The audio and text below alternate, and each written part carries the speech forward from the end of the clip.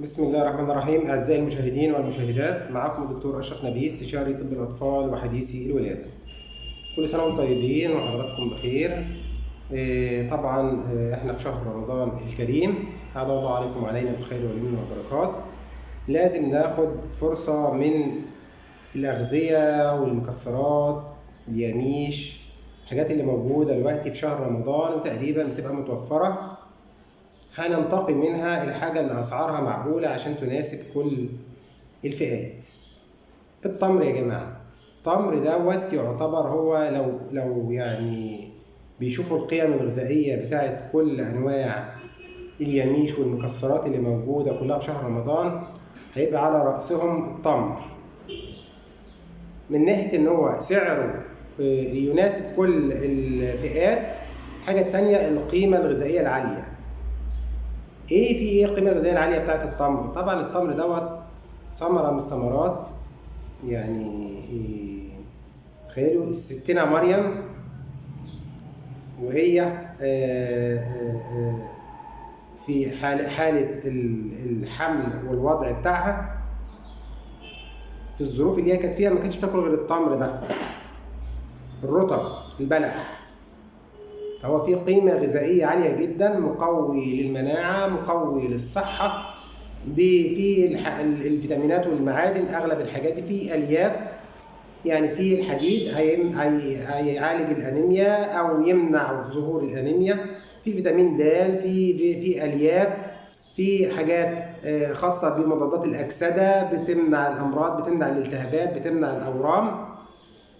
هو كقيمة غذائية فيه سعرات حرارية عالية جدا، ممكن بالنسبة للأطفال الصغيرة يبقى حاجة فيها سعرات حرارية عالية يزود النمو بتاعهم، فهو فاتح للشهية كمان ومزود للمناعة. انت متخيل كل دوت؟ بتكلم في ثمرة بسيطة والسعر بتاعها مش غالي. يعني ممكن نجيب كيلو التمر دوت مثلا في مصر عندنا مثلا 25 جنيه و30 جنيه، في الدول التانية هتلاقيه مثلا ببضعة ريالات أو بضعة دينارات.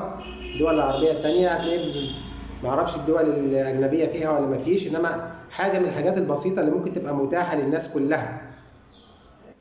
طيب هل أقدر أدي التمر ده لكل الأطفال؟ بالرغم من قيمته الغذائية العالية دي أقدر أديه لكل الأطفال؟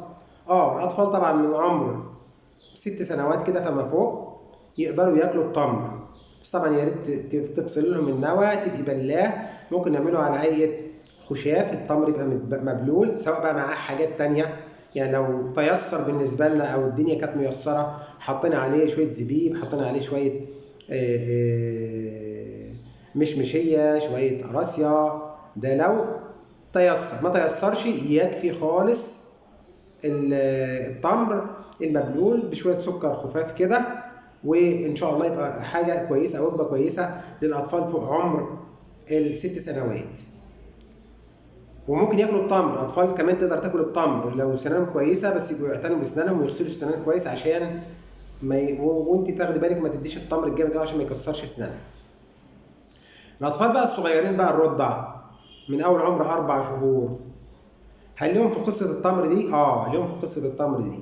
نقدر ان احنا حضرتك تجيب التمر وتبليه زي ما عملت الخشاف كده بالظبط، او التمر اتحط في الميه بس من غير سكر. تحت عمر سنه لو سمحتي التمر من غير سكر. احطه في شويه ميه صغيرين عشان يبقى مركز، واضربه في الخلاط بعد ما يتبل يبقى بايش خالص كده. اضربه في الخلاط يبقى عامل زي المستحلى. هتحاولي تصفيه عشان لو في اي قشر او اي حاجه ما يشرقش الاطفال الصغيرين. واقدر ادي الطفل سواء بالمعلقه، اديه بالسرنجه، اديه ببرونه، اديه باي حاجه، بس يبقى الثقوب بتاعت الببرونه تبقى واسعه. اقدر اديه للطفل باي طريقه من عمر 4 شهور. من 4 شهور لعمر سنه لو سمحتوا هدي العصاره اللي احنا قلنا عليها دي، او التمر المضروب في الخلاط اتبل واتضرب في الخلاط بالميه بدون سكر تحت عمر سنه. طب فوق عمر سنه اقدر اضيف السكر، لان السكر بيتاخد من فوق عمر سنه. اقدر اعمل نفس الطريقه دي. الاطفال اللي ما تقدرش تاكل لسه الضروس ما طلعتش، ما يقدروش يطحنوا او ما يقدروش يهضموا التمر في بقهم، اقدر اديلهم برضه على هيئه مستحلب. ادوب التمر في ميه واحط عليه شويه سكر واضربه في الخلاط واديهولهم على هيئه زي العصير كده. ده العمر اكتر من سنه، يبقى فيه سكر، يبقى اكبر من سنه. ما فيش سكر تحت عمر سنه.